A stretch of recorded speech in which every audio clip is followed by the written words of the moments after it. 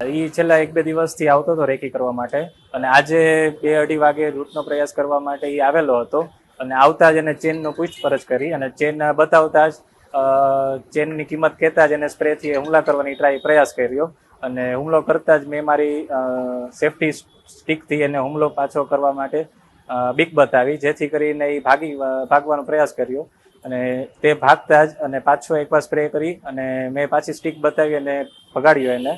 અને પછી એને 100 નંબર ઉપર ડાયલ કર્યો અને પોલીસને જાણ કરી અને પોલીસે આરોપીને પકડી પાડ્યો. અને વેપારીઓને હું સંદેશો એ આપીશ કે જે આ સેફટી સ્ટિક જે મેં રાખી છે એ બધા ભાઈઓને હું કહીશ કે તમે પણ રાખો, જેથી કરીને આપણી સેફટી રહીએ, કારણ કે ભાવ વધતા જ આપણે લૂંટનો પ્રયાસ ઝાઝો થવાનો છે, જેથી કરીને આપણી સેફટી રહે.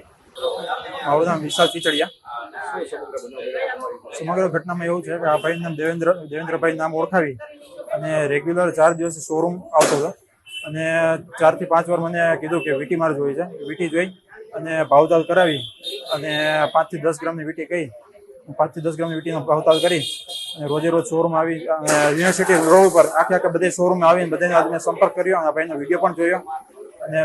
આ ભાઈનો વિડીયો જોઈ મેં એ ડિવિઝનમાં સંપર્ક કર્યો અને ડાયરેક્ટ હું અહીંયા આવ્યો છું. અત્યારે એ ડિવિઝનમાં વેપારીને સંદેશો આપવા માંગુ છું, બધાએ એકબીજાને સાથ સહકાર આપવો જોઈએ, જેથી આવા લોકો આપણને બીજી વાર હેરાન ન થઈ શકી. તો એમ કહો બધા વેપારીઓએ ગ્રુપ બનાવી અને આવા લોકો ચોર ગઠિયા જે આવતા હોય એ લોકોએ સંપર્ક કરી વોટ્સઅપમાં ગ્રુપમાં મેસેજ કે વિડીયો નાખી તરત આ લોકોને પકડવા જોઈએ અને એની સામે કાયદેસર રીતે કેસ દાખલ થવો જોઈએ પોલીસ સ્ટેશનમાં.